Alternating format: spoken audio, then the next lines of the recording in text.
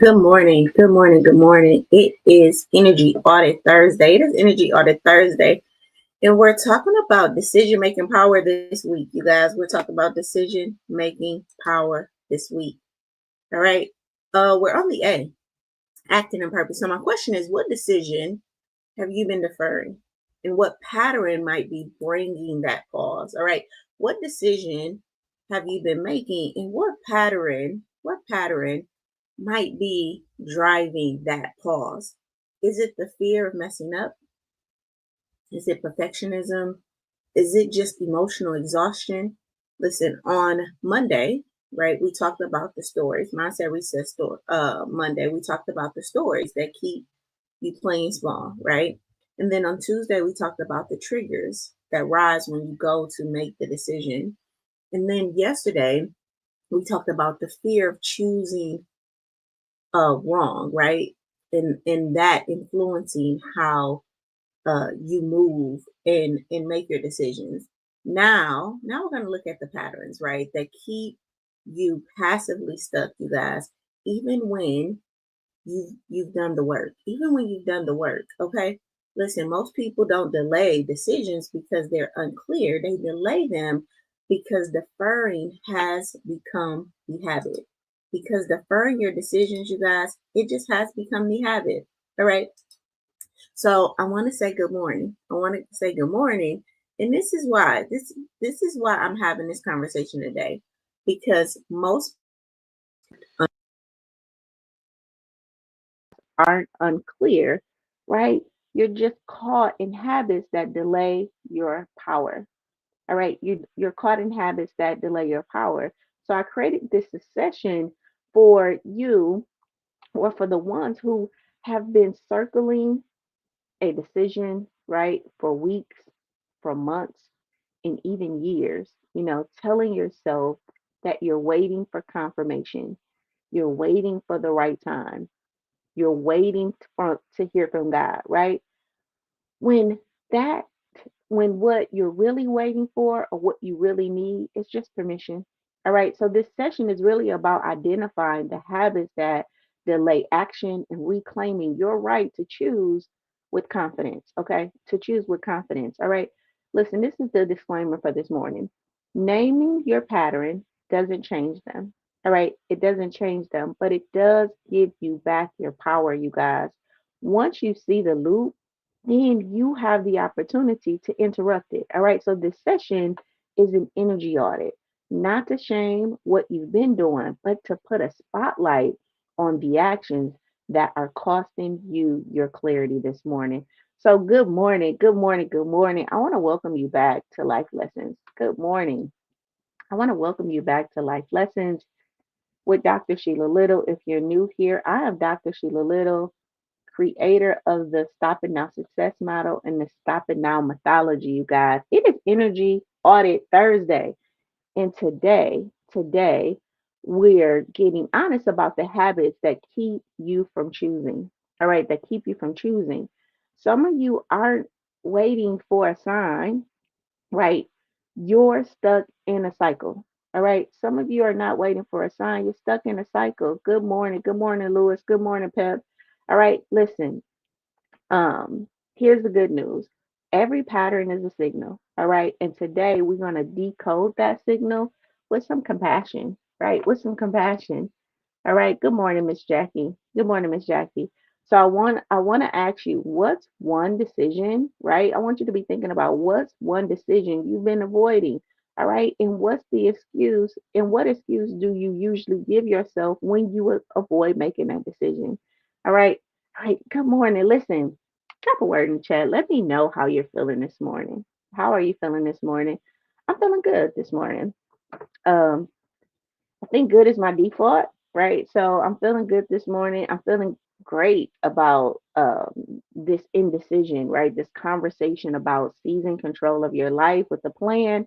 And this week we're talking about action because so many of us are indecisive and not really making the decisions that we need to make. Yesterday I posted um, a post in the Facebook group about a relationship and a therapist, right?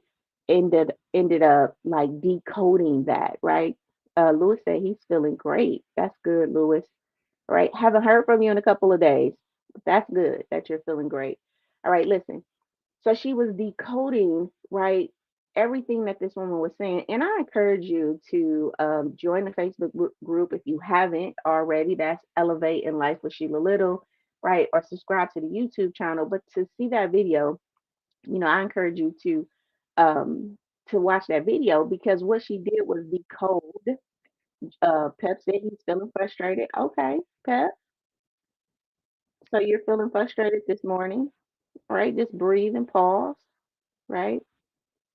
It's okay, right? We get frustrated sometimes. Sometimes life throws us some things to get frustrated about, right?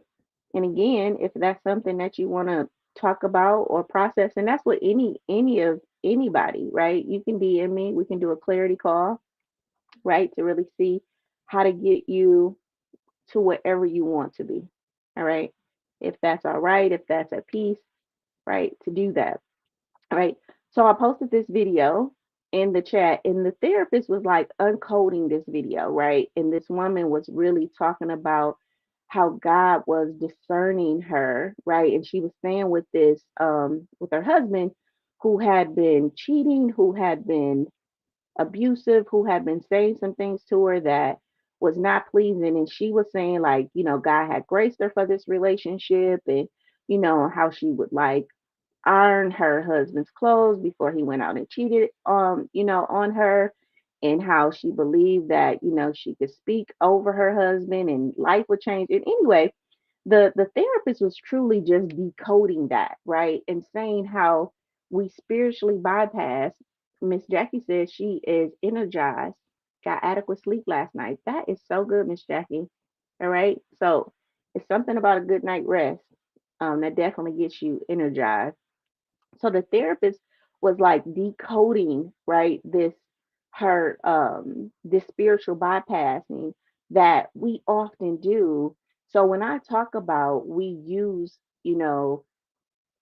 scripture, sometimes our spirituality, and we use it as wisdom, but it's not really wisdom, it's emotional bypassing or emotional stuckness, right? It's a good video in the Facebook group to really show what that looks like in real time.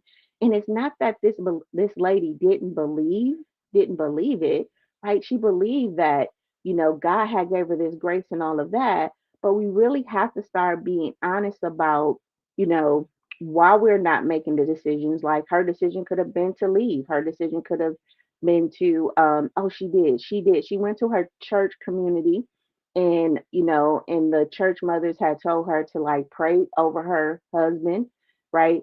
And a lot of times we have this strong prayer life, but again, it's about alignment. Like if you're praying for breakthroughs and things like that, it's a lot of action that we have to take to experience the life that we want, you guys. And a lot of times we go through this spiritual bypassing, right? And we'll use scripture and we'll use God's word, right, to really keep us comfortable and complacent. And so today we're talking about these patterns because it is truly a pattern, and sometimes it's not ours, right? It's what we caught. Like I said, the she went to her elders in the church, right? And that was that group or that generation's belief. Like, okay, he's cheating, he's abusive, just pray over him, right? But what is that costing? What was that costing her? And in the comments, right, Lateris, he had made a comment like that happened 20 years ago, or that happened when they were in their 20s, right? And it I don't know if he tried to bypass it or not, but what it seemed like is like, oh, that happened in their 20s. But how many of us, have not made decisions in our 20s, not made decisions in our 30s, right? Because she still probably still could have stayed with her husband, right? But it was the excuses that she was giving, right, to really stay in this abusive situation, right? This emotionally abusive situation.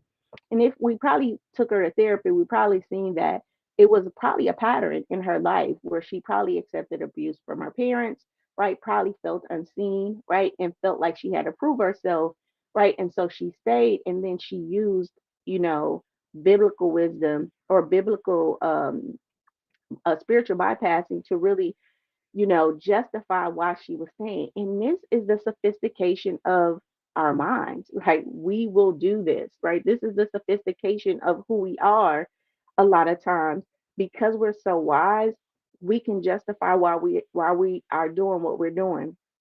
Listen, I'm not judging that. I'm just saying be aware of it. Be aware of it. I think we've all been in situations that we did not prefer, right? We probably didn't prefer to be in. And that's okay because life, it look rains on the just and unjust. It throws its curveball. So I'm not encouraging anybody to get up and leave or anything like that. I didn't get up and leave.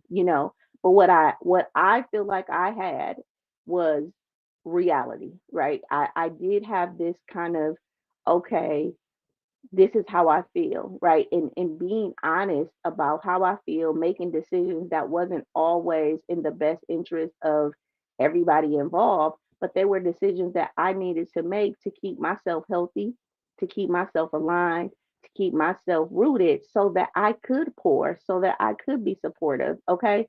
And it's nothing wrong with accepting your truth for today or what's true for you for today. And again, you can accept that, right? If what's coming up in my spirit as an example is, if you break your leg, you broke your leg, right? Like you can't move on it. You can't do anything with that leg until it heals, right?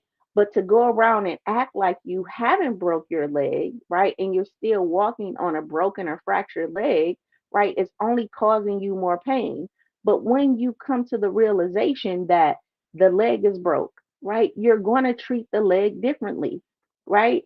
It's still going to have to be cast up. It's still going to have to heal, and you probably can't move, right, for some time until it heals. But the acknowledgement of the broken leg is going to provide you with discernment on how to walk or utilize that leg. And I think that a lot of times, because we're not recognizing the brokenness in us, the brokenness in our relationships, the brokenness in our days, weeks, months, years, right? It's as if we're walking on this broken part of us, only hindering that more and more and more and more and more, right?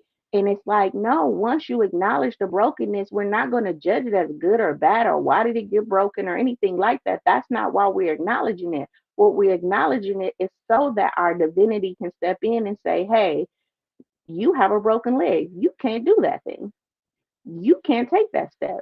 You can't do that. And it's to preserve what? The leg so that it can heal. All right. And so I think that that's a good analogy for sometimes what we do. We don't acknowledge the brokenness and we keep moving in it, right? Only creating more brokenness and deeper pain for us to bear, right? Only to show what? That we're strong, that we're um, resilient, that we are, I don't know, brave, right? And it's nothing wrong with surrendering to your truth, right? To what's true for you. All right. And then allowing now your spiritual wisdom to come in and to to to give you the discernment of, listen, I'm broken in that area. I can't do that, right? No, that can't happen, right? And then that's when we start to practice what we need to practice, right? To really make sure that we're healing those areas that need to be healed. If that makes sense, that was an introduction. But if that makes sense, put a one in the chat for me because I do think that a lot of us have some broken parts in us that we haven't acknowledged and we're stepping on them or we're continuing to move with no to move in these broken spaces, only creating more pain for ourselves. And what we're doing, you guys, is taking it out on other people. Sometimes our kids, sometimes our mates, sometimes our jobs, and things like that, because we're in pain, right? But we don't know how to own that pain. And that could be a pattern or a habit. All right. And so today's title, um, default or discernment, right? The habits that hijack your power. I think it's a good um title for this whole conversation because really, are you deferring decisions out of habit? Right? Did you get taught to step on your brokenness or overlook your brokenness because of whatever reason. All right. So, who this session is for? This session is really for you if you delay choices because you don't feel ready, right? If you're confused, if you confuse indecision with wisdom or spiritual timing, right? If you avoid discomfort by overthinking, overworking, and over researching, and you tend to visit the same questions without ever acting, okay? Listen, this is for you if you're tired of cycling clarity or circling clarity and ready to move, you know what, in purpose, all right? So, our guiding thought for today is you're not stuck because you don't know, you're stuck because you've been rehearsing this habit, right? You're not stuck because you don't know, you're really stuck because you've been rehearsing a habit, right? The same habit over and over and over again. And that's what your mind knows. So, what does these patterns look like in real life, you guys? Listen, it's like, let me sit with this a little longer, right? These are some things that we'll tell ourselves when we are rehearsing these habits, right? Let me sit with that a little longer and never really circle back, all right? I need to pray about it again, even after five confirmations, right? Maybe I'll do it next month, then that turns to next year, right? And then what if I'm just not ready yet? When you are ready. All right. Right. Listen, it's not a lack of clarity that you have, right? It's a comfort with familiarity or with familiarness, right? Even when it's still it's stalling your growth. And again, when I'm talking about growth, I want you to know that it's the natural progression, right? It's our natural progression to grow. All right. It's our natural progression for us to take the information that I learned today and apply it to my life.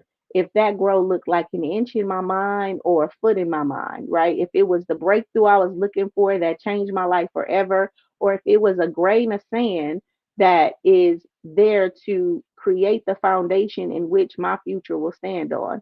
All right. Growth is growth, and we don't have to judge that growth as like how big or how small. But I think when we talk about growth, I think that we even have a like some angst about it, right? But know that growing is natural. It's like, if you have kids, like they naturally just shoot up. Good morning, cousin Debbie, right?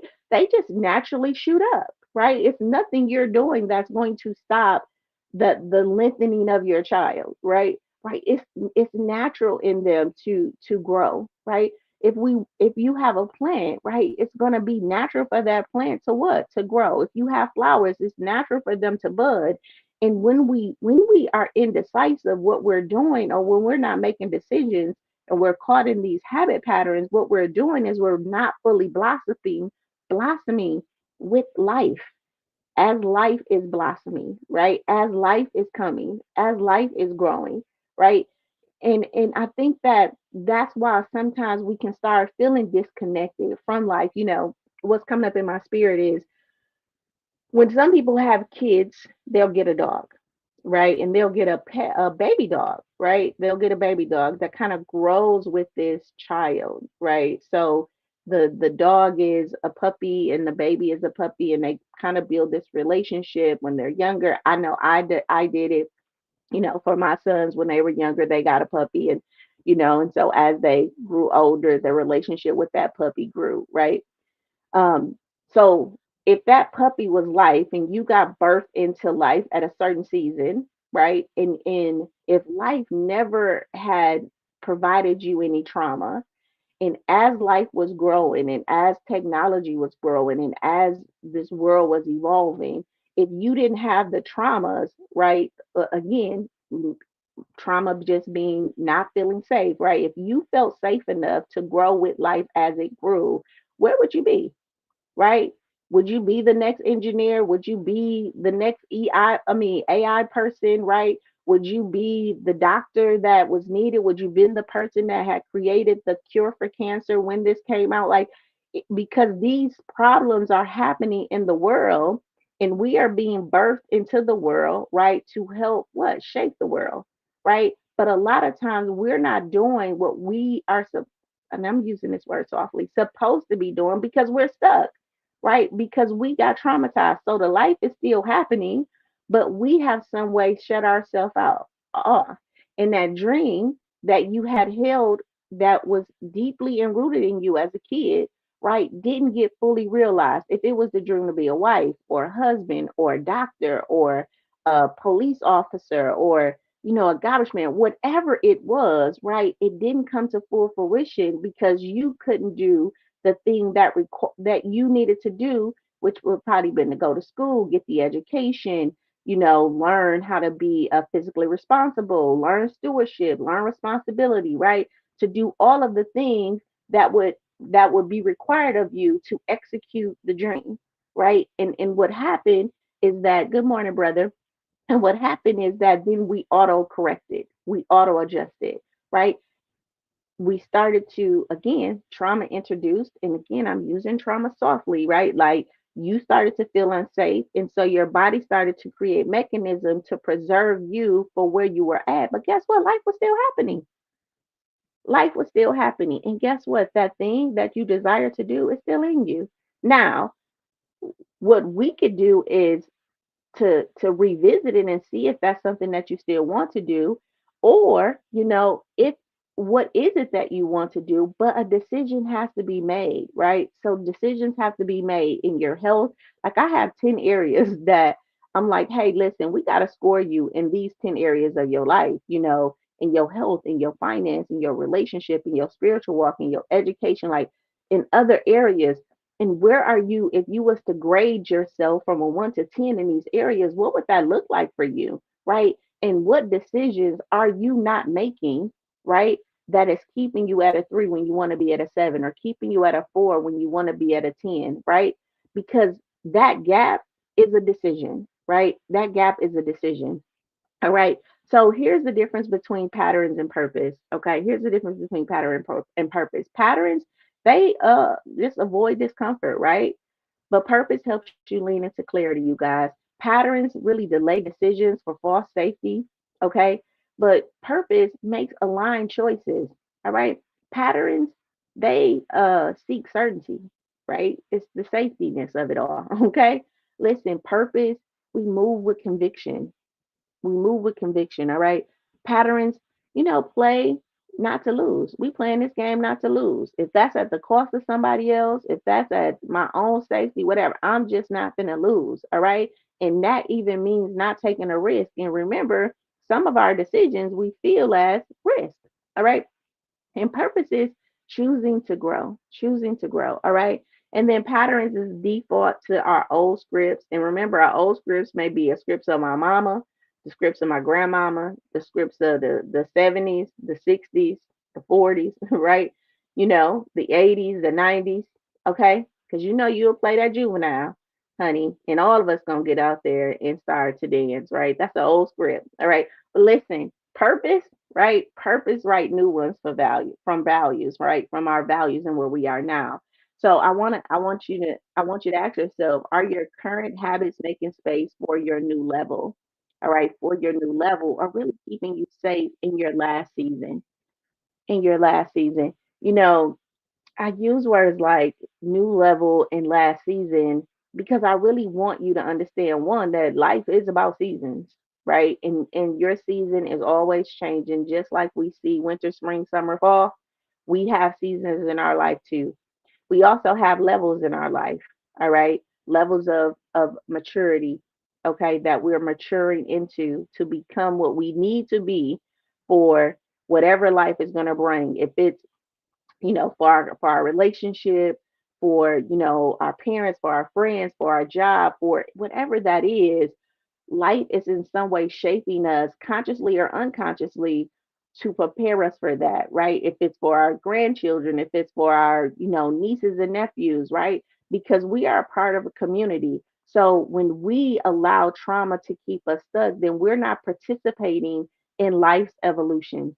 All right. So there always is a new level, right? There always is a new level. And I want us to give ourselves permission to see that and to do that. Listen, I know this is coming up in my spirit. I know that grandma had that couch in her house all your whole life when you was little. From, I don't know, from when you was born to to your deep 20s, and she kept the same couch and the same, and when you look on pictures, it's the couch your mama sat on, right?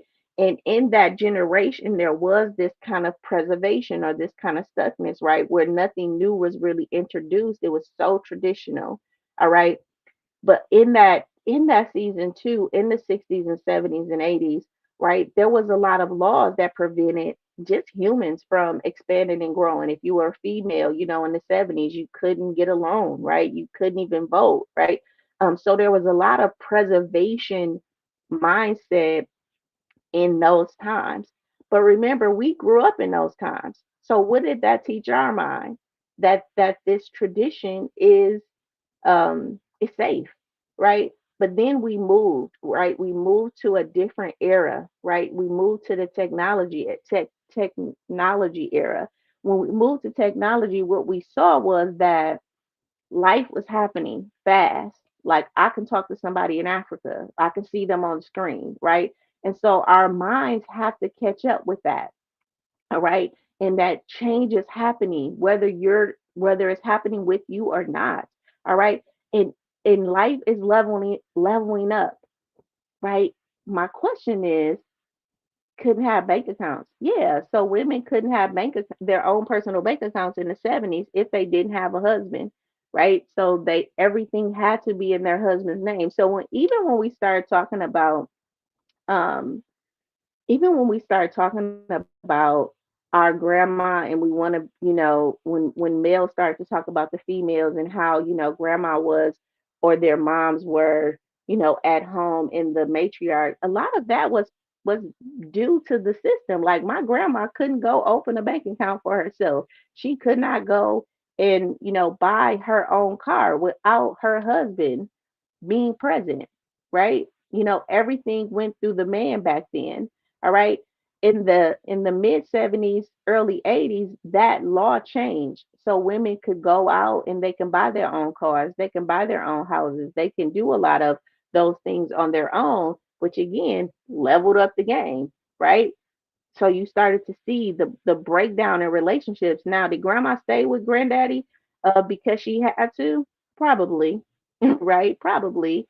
But and at the same time, did she love granddad? Yeah. You know what I mean? But we also know that those women reared their children different, right? They reared their daughters to what? Go get an education, get your own voice, right? So that generation of women actually reared the women in their lives to be more independent, to they carved this path out to say, hey, I need you to do different than me. Don't depend on a man.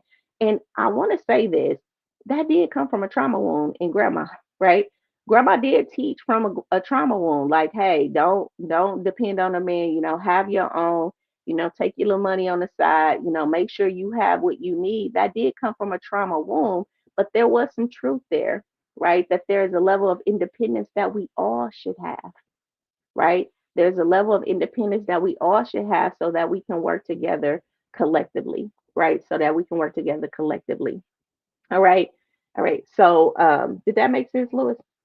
All right. So listen, how does this tie into energy? I was saying something, but I lost it. I had pinned it, and I'm really good at pinning stuff and coming back, but I lost that one. All right, listen. So again, are your current habits making space for your new level, or is it keeping you safe in your last season? And again, I think I was talking about these levels of life that are currently blossoming, and are we ready for them? Are we ready for them? I think we have a strong desire and pull in to be ready for these levels, but are we really doing what we're supposed to do and preparing ourselves, and being responsible and accountable to meet life as life is calling us? All right. How does this tie into our energy audit? Listen, okay, that's good. Okay, so how does this tie into our energy tie in? Listen, every indecision it leaks energy, right? The reeling of us waiting for make the right decision. That's just an it leaks energy, right? Every deferred choice, it creates inner tension, right? And every avoidance really silently erodes your self trust. All right. So when we are avoiding something, I want you to know that there is definitely a witness that is witnessing everything that we have done, right? And so when we're avoiding, when we're shrinking, when we're playing small, what that's doing is it's eroding our self trust. And when our self trust consistently gets eroded, you guys, then we don't feel safe in making the decisions that we should make because we're not trusting ourselves. All right. So I want you to know that, but I do want you to know this: you're not tired, you're drained, right? You're drained by the patterns of delay. All right. And auditing your energy or audit your energy is not just your calendar, you guys. Auditing your energy is not just about auditing your calendar. It's really about what have I pinned, right? What have I pressed back? What decision is before me that I keep putting to the back of the line, right? And then every time it comes before me, I put it in the back of the line. But it's a big decision, and it's actually um it's actually present. Another example that's coming up in my spirit is just like your computer or your phone, right? You have all of these apps open, but you're not using them, right? But you're not using them, and making the decision is like closing those apps out. Okay, closing this one, closing that one, right? So you can conserve the energy or the battery life on your phone or on your computer, right? So a lot of us have a lot of tabs open, right? Because we are just pinning it and we're like, I'll get back to it, I'll get back to it, I'll get back to it. And we never really get back to it because we're not ready to decide or make the decision. All right. So so here's what I want you to think about. What decision again have I been avoiding? And what excuse do I keep rehearsing to justify it? All right. Here's a reframe for you. Avoidance is not a character flaw. I want you to think about it as a coping mechanism. All right. Avoidance is not a character flaw. I want you to think about it as a coping mechanism. But patterns that are protecting you can become prisons that keep that avoidance unchecked. All right. So avoidance is not character flaw, it's a coping mechanism, but the patterns that protect you in that coping mechanisms become the prison that goes unchecked, right? So don't shame the habit, you guys. I need you to witness it. I need you to interrupt it, and then I need you to replace it. All right. Because you won't always feel ready, but your soul already knows what's aligned. All right. And patterns can whisper to you that this is unsafe, but purpose, you guys, says you are ready now. You are ready now. All right. Listen, I knew a man that kept saying that he needed clarity before launching his new project. But every time he sat down to plan, he cleaned, he scrolled, he journaled, right? He started to do a different task. Listen, on the surface, it looked like procrastination, right? But underneath, it was a pattern, right? He had been raised to believe that making mistakes meant being judged or losing connection. So his delay became his defense mechanism. All right. It wasn't until he realized he wasn't waiting on a sign, he was really waiting for permission. And that pattern broke, right? So he chose movement over perfection. He chose movement over perfection. And in that moment, you guys, he didn't just make progress, right? He reclaimed his power. I think I shared this story with you about doing therapy, right? Um, just another transparent moment around therapy. When I became a therapist, it was like 20 years ago, all right? It was in the 19 and 2000s. Okay. Therapy was not the thing. All right. I had become a hairdresser. I had been a hairdresser all my life since 13, went through school and I became a therapist. I'm in my 20s, you know, and therapy was not the thing. Actually, therapy was this thing that was looked upon as if you have this mental health issue and something is wrong with you. Okay. And being a therapist, I witnessed a lot of rejection from people. Even in simple conversation, it was like this distance that I could feel because people felt like I was trying to be their therapist and they didn't want a diagnosis and they didn't want to um, be or to feel like, I was like assessing their mind or like, I even think somebody broke the word down and called it the rapist, right? Like I just don't need the rapist to talk to me now, right? And I'm in my 20s and I looked at the word therapist and it said the rapist and I was just like, "Oh my gosh," right? And so what it did was made me one stick into therapy, like, and just only talk to the individuals that I talk to. But there was an innate curiosity in me which drew me to therapy anyway. Like I said, I was a hairdresser, so I was used to talking to people and helping them navigate relationships and solve problems. And I used to have like a little box where people could come in and, what we're going to talk about on this Saturday. And like the whole basement or the whole shop would, we would just have conversations, and they were very healthy dialogues, right? But when I actually became a therapist, there was this resistance. I took it personal against me, right? Like, and so a part of even me becoming a coach, right, and starting a business and going to work at Delta was to really kind of escape that judgment, right, of being a therapist. And I just told you recently I had worked with a thought partner, and they just asked me, like, why are you not a therapist, right? You're so good. I feel like you can offer the world so many things, right, from this position as a therapist. And I said, well, I created the Stop It Now methodology, which is like a integration between therapy and coaching, right? And I go through like why I don't do therapy. And in that moment, again, it wasn't even about therapy, right? On the surface, it was the therapy, but underneath that, it was the rejection, right? It was the rejection that I had felt as a little girl. It was the rejection that I had felt all those times.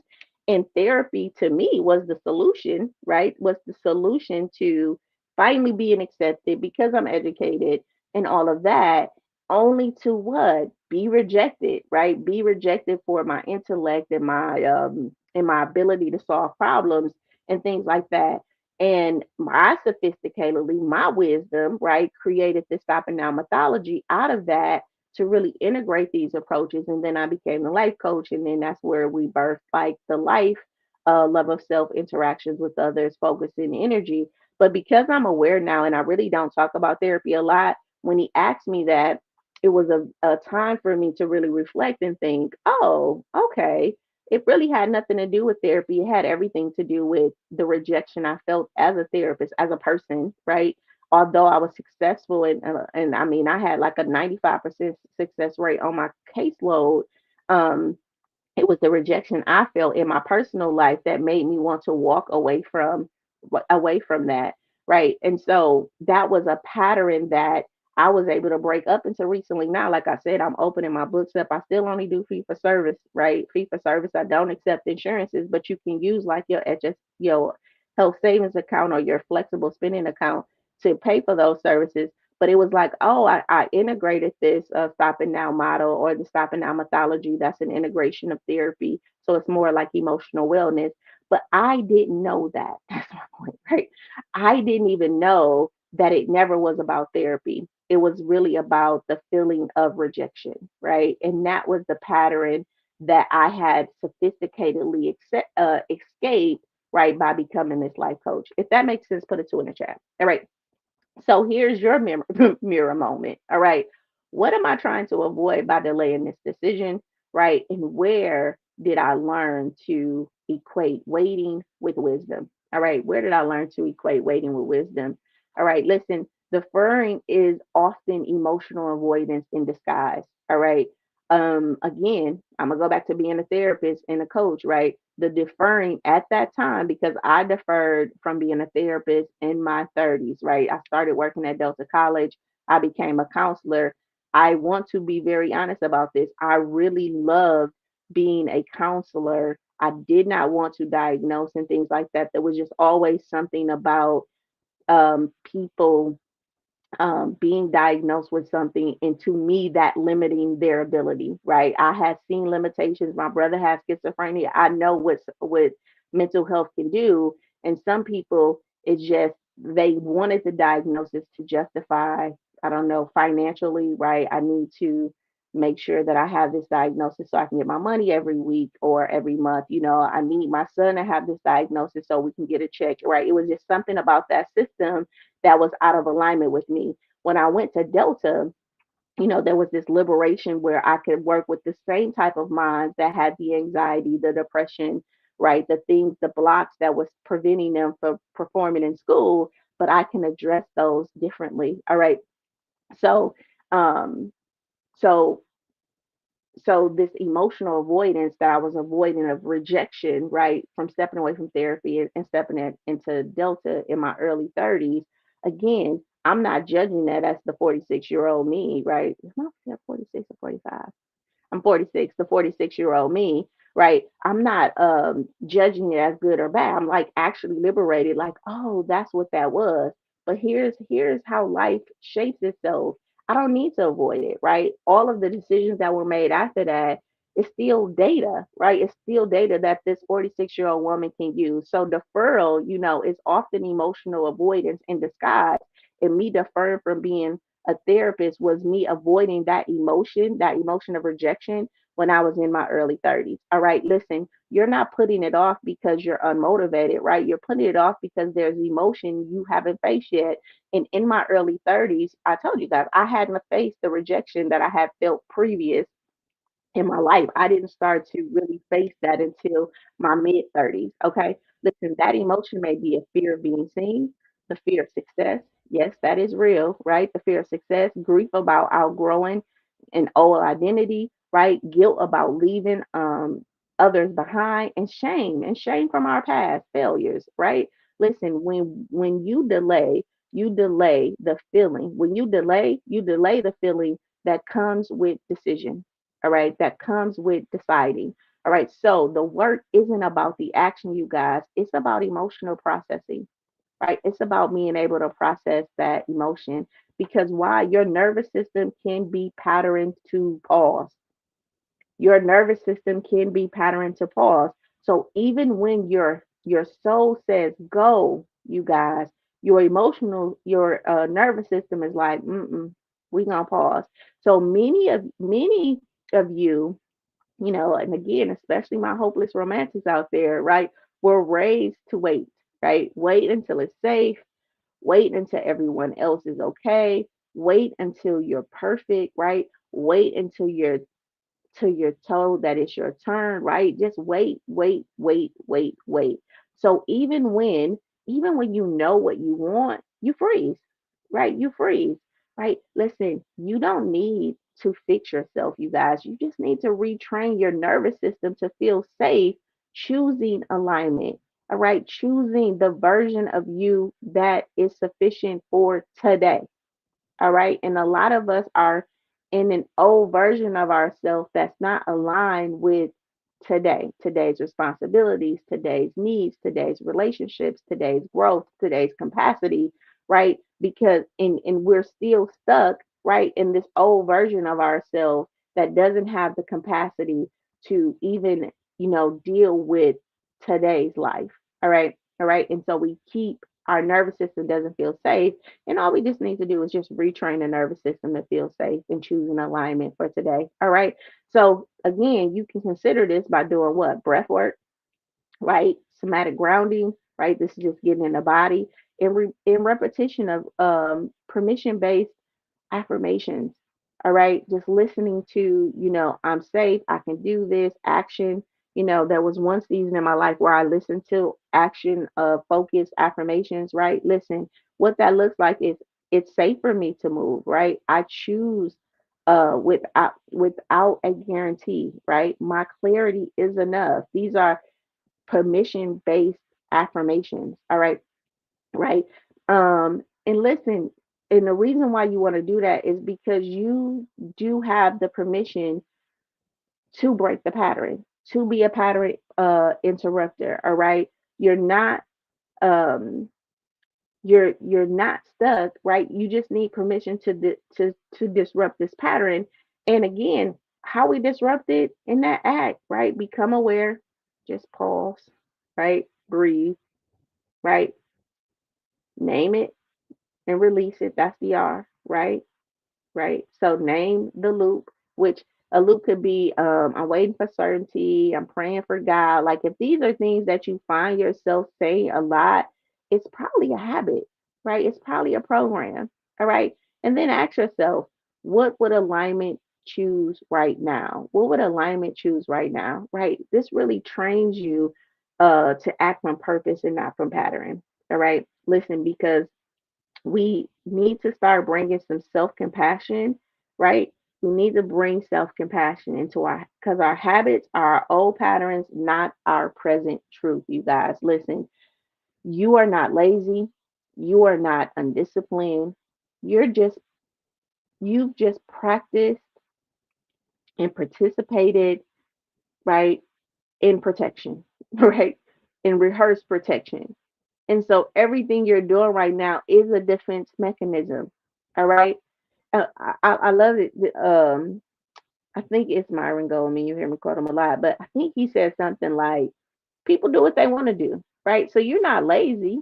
Even when it comes to ADHD, people say like I have ADHD, but it's like, but you focus on what you want to focus on, right? It's just that you not focusing on the thing that you need to focus on or that you want to focus on because you've trained your mind to focus on scrolling.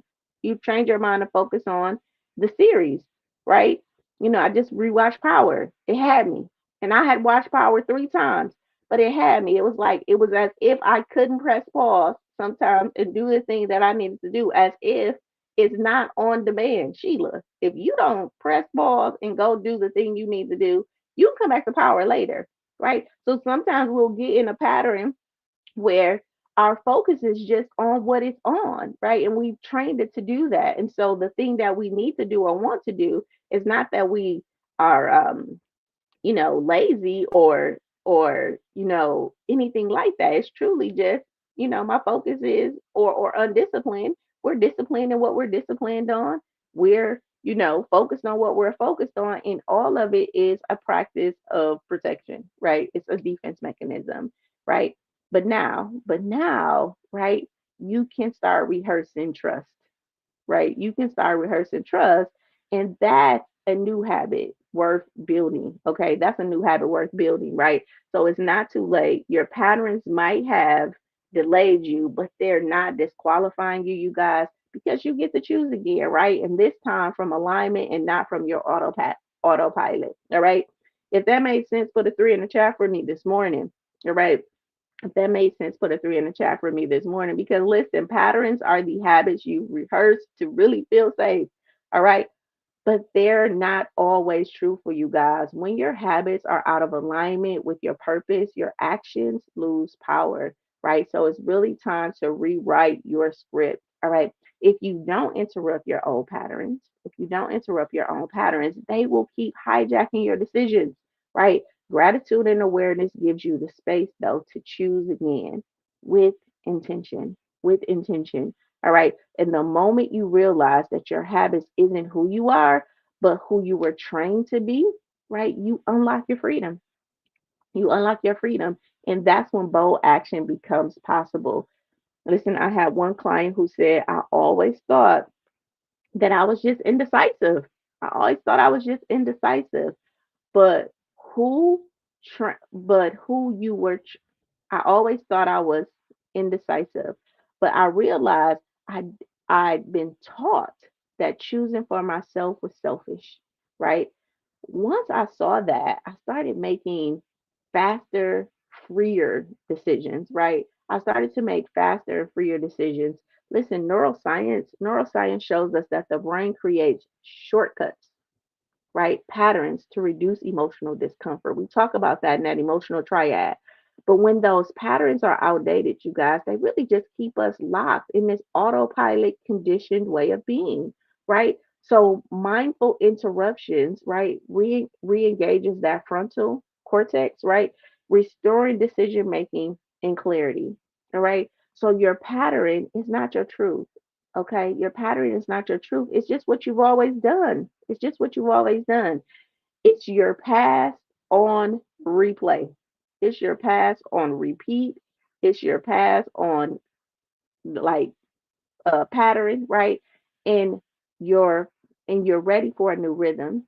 Okay. And you're just ready for a new rhythm. All right. All right. That makes sense. Put a 4 in the chat for me.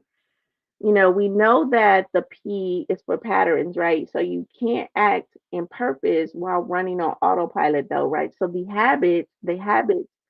um, the habit might have helped you survive in the past, you guys, or in your last season or in your last level, right? You developed it to preserve you. You had to do it enough to preserve you.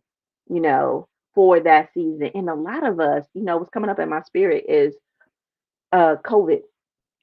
A lot of our patterns of binge watching series, scrolling on Netflix, that pattern was developed a lot of in COVID. Some of us had it before COVID. I'm not saying we didn't, okay? But a lot of it did happen during COVID.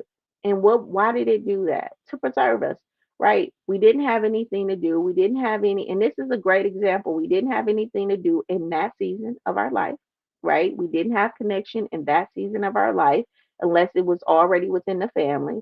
All we had was what? The TV, the series, right? And so we did it long enough to create what? A habit, a loop, your brain wired a certain way, right? And then guess what? Life opened back up. Hey, you can go out and play with your friends.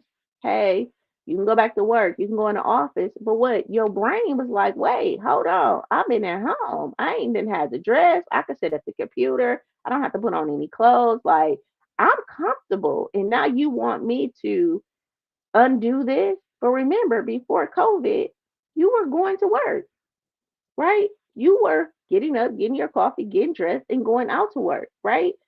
And maybe when COVID started, you started to what? Get up, get dressed, but you just sat at your computer. And then you realize, okay, wait, I don't have to do all of that. I probably just need to, wash my face, put some makeup on, and just throw some clothes on because they don't see me anyway, right? So your mind started to adjust to what? Adapt to the season. All right. Does this make sense? If it makes sense, put a five in the chat for me. Right. So now you're adapting to COVID. Life opens up. So COVID uh happened in 2020. We're 5 years away from it, right? But our minds are still affected by it, right? Because we developed some habits in COVID of sitting, of lounging, of working from home, of isolating, right? And now we have to thank you, Lawless. Now we have to integrate ourselves back into this world.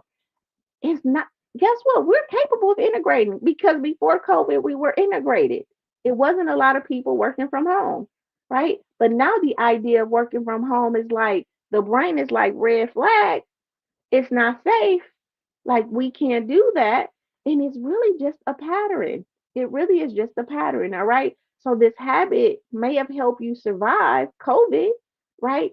But it's not equipped to help you thrive and upgrade for 2025, for 2026, for the person that you're becoming, right? And so now we have to get in alignment and make decisions that's going to align for the 2025 you, the 2026 you, the 2027 you. I'm even say the 2030 you. Okay.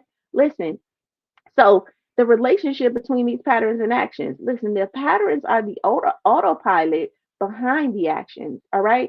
So the patterns are the underlying operating system that determines what you what you do without thinking, right? So, what is happening in my unconscious mind? What you avoid without realizing, right?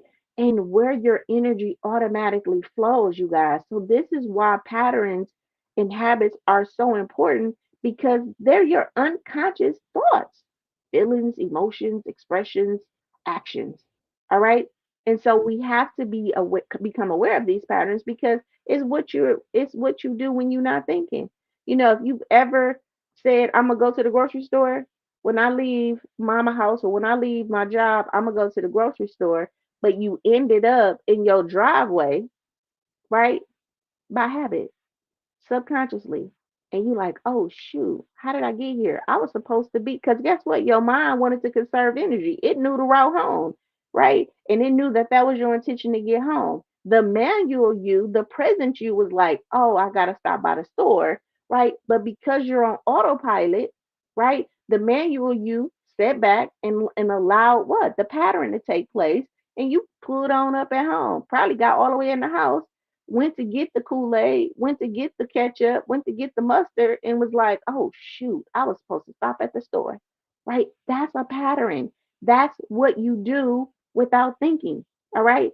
What you avoid without realizing, and where your energy automatically flows without you even knowing. Listen, patterns repeat habits of belief, emotions, and behaviors, right? And actions, right? Actions, the visible expression of these patterns, right? These are the visible expressions of these patterns. Most people try to change their actions without addressing the patterns underneath, you guys. All right, without addressing the patterns underneath. And that's why transformation don't stick. It just doesn't stick, right? Right. So here's the thing. You say you want to rest more, which is an action, but your pattern is over functioning to prove your worth. Okay, is over functioning to prove your worth. So those two things are in stark different with each other. So another transparent moment, I told y'all I had to go work out on Tuesday, and my intention was to be there by 10:10. I didn't get there by 10:10, so I just was like, hey, I can't come in, but I don't really think this time works for me. Now, here was the thing. I've always had like I would say, a thing with my trainer, right? Where I would come in 5 minutes late or, and he would just get on me. And it wasn't until I said to see, okay, I know I want to be on time for my training. I want to work that full hour. What is it? Right? What is it? And what I realized is that I was treating a trainer like an appointment, right? And at a doctor's appointment, you can be what? Up to what? 15 minutes late, right? You could be up to 15 minutes late. So this was just another appointment on my schedule, right? I know I need to work out. And at that point, or at this point, I guess I still haven't consciously integrated it into my lifestyle because I'm still seeing it as an appointment. So for me, as long as I get to my trainer within that first 15 minutes, right, I'm good. I got 45 minutes. Anytime it went over the 15 minutes though, I would cancel because to me, I'm out of the time. So me and him would have these, like, he'll be like, man, you just need to come on time. Like, what's going on? And I'll be like, yeah, like my session went over. But again, I had to stop and say, what is that? Like, why can't you make it at 9 o'clock? And guess what? I also realized I treated everything like an appointment. As long as I'm there 15 minutes at between the time of when I say I'm gonna be there or what time it start in 15 minutes, I'm on time, right? That's how the doctor treated me when I was little. That's what I've learned in my practice, right? As long as the people show up in 15 minutes, like that, it's okay, right? So we give people a 15-minute grace period, right? And my autopilot, you guys, was running on that program. Listen, so even though my action was like, I want to be on time, I want to respect this man's time, and I'm paying for this space, right? My autopilot was the safe thing was like you got a 15-minute grace. You can go get you a smoothie. You can go drop that off because you got 15 minutes. And I wasn't even conscious of it, right? It was just going until me and him had a deep conversation about it. And that's what came up. And I had to apologize to him because I was treating him like the doctor, right? And he was not the doctor, right? He was my trainer.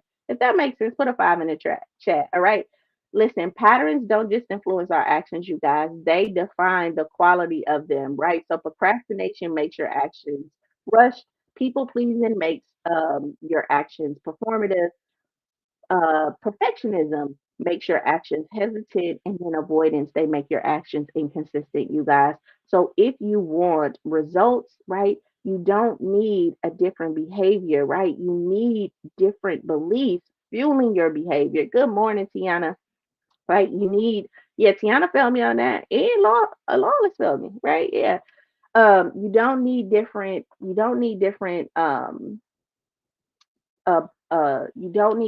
you just need different beliefs, right, fueling your behaviors. All right, because actions that isn't pattern aligned, it will equal to burnout, you guys, and self-betrayal. Okay, right? This is why some people get stuck, right? They're taking actions, yes, but it's coming from obligation, it's coming from guilt, it's coming from fear, it's coming from performance or external pressure. And when your actions don't align with your true self, right, you will either burn out or numb out. Okay.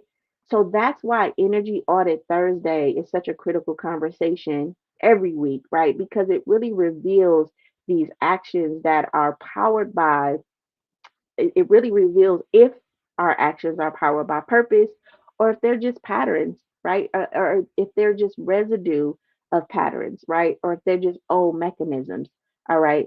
Listen, pattern awareness unlocks freedom to really act with intention, right? When you become conscious of your patterns, guess what?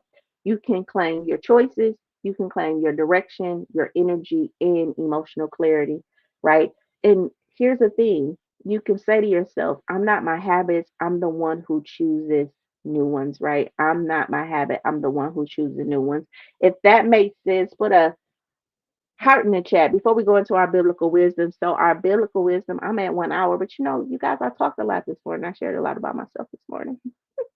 All right. So, our biblical wisdom this morning, we know that this is one of my favorite verses on this transformational Tuesday. Listen, do not conform to the patterns of the world, but be ye transformed by the renewing of your mind. You guys, that's Romans 12 and 2.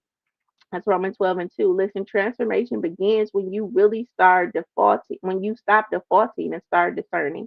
All right. So again, this is a principle verse, Romans 12 and 2. Do not be conformed by the patterns of the world, but be ye transformed by the renewing of your mind. And when I bring this verse up, I always talk about this verse, it's intended for people to think like the patterns of the world, and we think about the world, what? External world.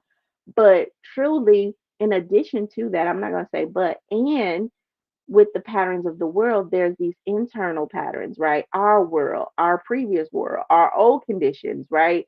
Of the world that we inherited from our parents, the world that in the beliefs that we inherited from, our grandparents and society and things like that, right? So transformation begins when we stop defaulting and start really discerning, right? You don't you don't just need different results, you guys. You really need a renewed rhythm. All right. You don't need different results. You need a renewed rhythm. All right. Right. So this the first is a direct call to interrupt default thinking. Right. The pattern of the world isn't about culture, you guys. Again, it's about the unconscious loops that we have inherited, the fears, the performative acts, the overthinking, the people pleasing, the perfectionism, right? The delay. Right. So here's the thing. You, especially those who were raised in survival mode, right, families, often operate from patterns that keep you safe, all right, that keep you safe. And now they're keeping you stuck. All right. So the renewing of your mind isn't about pretending that you don't feel fear, right? It's about letting fear have it's about not letting fear have that final say so. Just because you're scared, in other words, you don't have to not make the decision.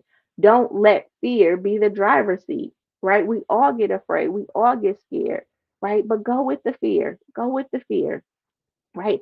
I like that too, Lawless, right? Renew rhythm. I'm like, yes, honey. I need a renewed rhythm. It made me think about, that song that you've been playing, and it's your song, but you gotta kind of put a new song in, right? Just to give you a different beat for the day, like yeah, that's what I thought about. Like, how you can be playing one music and you're like, I need to kind of change the rhythm, right? And so you'll pop in some of that juvenile sometimes or whatever your song is, right? To really give you a renewed rhythm, right?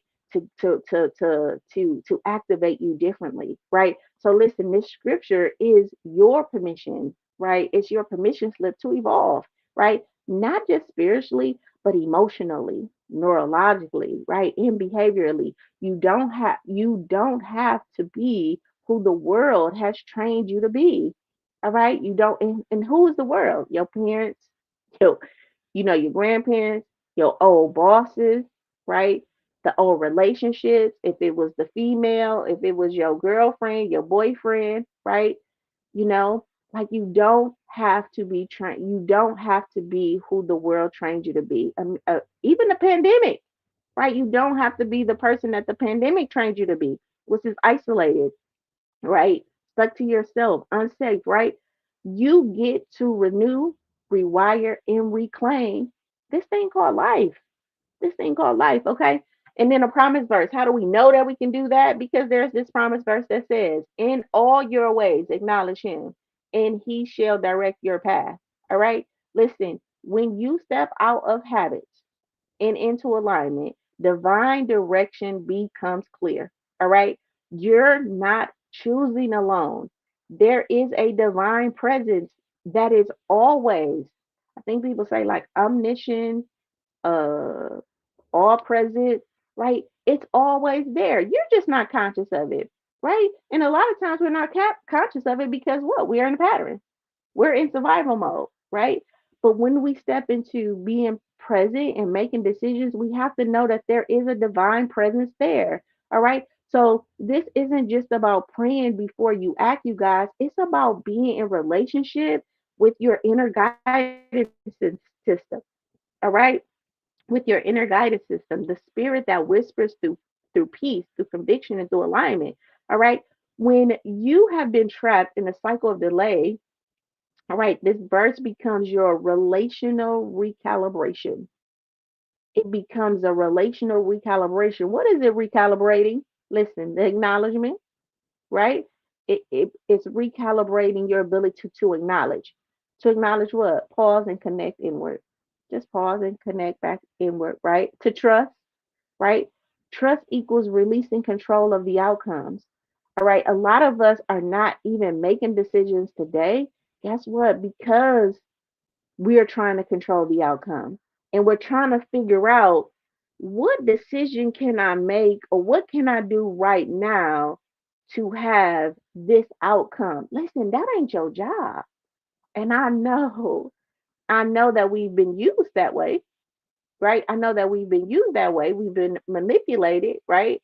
In some type of way, people have maybe lied, manipulated, cheated, even us, right? We've done that to manipulate the outcome. All right. To manipulate the outcome. And so a lot of times because we're trying to get a specific outcome, it's like, what do I need to say? And who do I need to be? And what do I need to do to get that outcome? Listen, again, I shared the story yesterday. I taught my sons this very early. That's kind of like the sinful nature in us, right? I don't want to experience hurt. I don't want to experience disease, right? My sensations understand what that feels like. If it's the emotional hurt, if it's the psychological hurt, is it the visual hurt? Is it if it's what I heard in my senses, if it's I tasted it in my mouth, if I smelled it, right? If I saw it, right? These are our senses. Touch, smell, see, hear, and taste. And if any of those senses, right, and then there's a sixth sense, our intuition, if any of those senses, right, have experienced some type of dis-ease, I'm just going to say dis-ease, right, it is our nature to go in protection, right? I don't want to taste that no more. I don't want to hear that again. I don't want to see that anymore. I don't want to smell that smell, right? And I don't want to feel that. All right. So what we would do is we would what? Lie, manipulate. I'm saying lie, but it's just lie is like manipulation. We will go into survival mode. What is survival mode? We'll fight, flight, freeze, or fawn. We're gonna become the people pleaser and just go along to get along because I don't want to feel rejected, right? Very self-soothing, right? A self-soothing. I'm gonna fight, right? I'm gonna defend myself, right? Because I don't want to experience the pain. So I'm gonna justify at all matters why I'm doing this, right? I'm gonna freeze. I'm just not gonna say nothing. I'm a fight, flight, or I'm gonna get up out of there. I'm listen, hang up the phone in your face. I don't want to talk about it. Pack to get my keys, go, right? So these are the things that we do, okay, right? And we have to, and that's the kind of sinful nature of us, right? That's the kind of sinful nature of us. And so we have to really let go and release control of the outcomes, all right? Because that is what's keeping us stuck, right? That's what's keeping us feeling unsafe. We're so uncertain about the outcome that we're not willing to trust and move, okay? And we have to learn how to trust and move and what? Have faith, right? Have faith that the outcome is what? Always going to work for my good, right? Because why? Everything is working for my good. That's the promise. Even when it doesn't feel good, right? And that's when we go to talking about working out your muscles. You know, you work out, you feel sore, but you know that feels good for you. Sometimes you take medicine, it don't taste good, but you know it's good for your body, you know? So again, we have to incorporate, all of this wisdom that we have and really release. control of these outcomes. So that's what trust looks like, and then direction, right? Walk in alignment, not in anxiety. And we know that anxiety is what?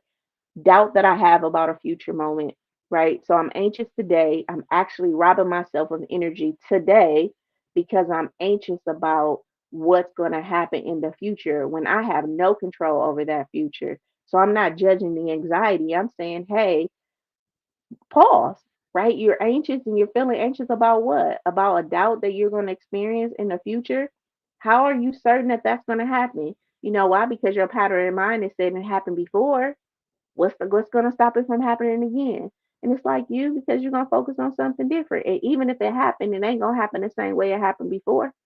How do I know that? Because there's no blade of grass the same. There's no snowflake the same. There's no nothing. There's not even a DNA that's the same in this earth. So it's no way that you're going to experience the same situation over. It's going to be something different about that situation. It can work in your favor if you release, right, the pattern, the doubt, right? And a lot of times we're cycling, right? We're cycling this pattern because we're anxious. We're anxious about our future. And so we create a lot of doubt and anxiousness that's really robbing us of the energy that we could be using today to really transform our life and just be present in this moment. All right, listen, you don't need to micromanage your future, basically, right? You just need to acknowledge God in the process, you guys. This divine presence that is so wonderful, right? You need to acknowledge God in the process and then take the next faithful step. All right, take the next faithful step, right? This verse really reminds us that you are not alone in decision making. All right, discernment is a co-creation, right, between your conscious self and your divine self. Okay, and direction comes when trust becomes internal. All right, when trust becomes internal. All right, how does these verses really integrate with today's session? Listen, your patterns may say, wait, don't mess it up, think about it again, right? But this verse says you are safe to transform, you are led, and you are not trapped by your old cycles. All right. So I want to encourage you to surrender perfectionism, trust your divine partnership, and really take imperfect but aligned actions. All right. You don't need to fight your old patterns with force. Okay. You don't need to fight these old patterns with force. You just need to renew them with trust and truth. All right. And that truth is that you are already equipped, right? You are already guided and you are already enough, right? For everything you need right now. All right. If that makes sense, put a 6 in the chat for me this morning, on this morning. All right. How do we put that into practice on this morning? So we're going to name the decision that you've been deferring. All right. We're going to name the decision you've been deferring. We're going to identify the emotional habit behind it. Is it fear? Is it guilt? Is it doubt? All right.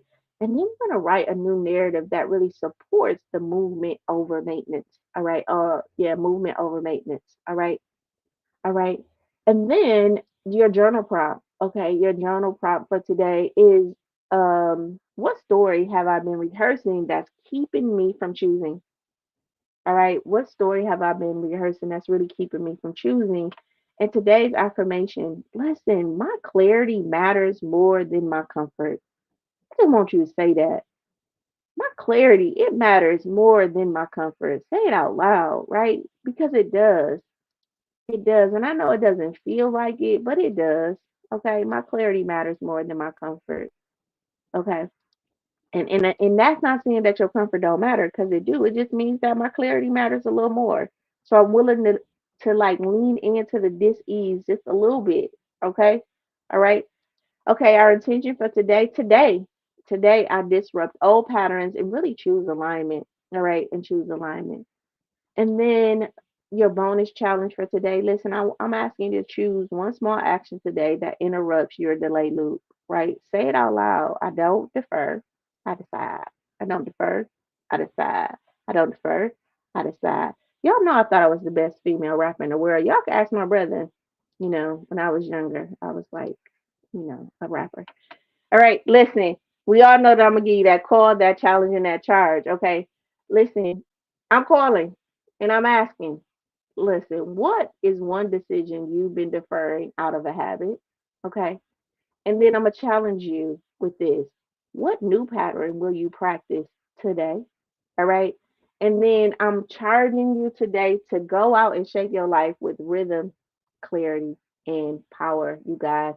Listen, if this session really helped you see your patterns with clarity, and if it resonated with you, okay, and you're walking away with new insight today, you already know what to do. Drop a fire in the chat for me. Drop a fire in the chat for me. um, yeah, and we know that if this session really woke something up in you, that's exactly a type of insight that we explore in those coaching labs. All right. So we don't just reflect what we reshape. All right. And that's a part of our Project Life initiative. So join Project Life where we turn theory into practice, where we build emotional muscle and discipline, and where you stop feeling stuck and really start feeling supported, you guys. It's the last month you can get in that membership for the $47. I want you to remember, listen, if you can shape it in your mind, you can have it in your life, you guys. Listen, I love you. I love you. I love you. I'll see you tomorrow for Self Validation Friday, where we confront the inner voice that's shaping your identity and unlock the power to really choose from what really, from who you really are. All right. I love you. I love you. I'll see you tomorrow at that life lesson. Till later. Later.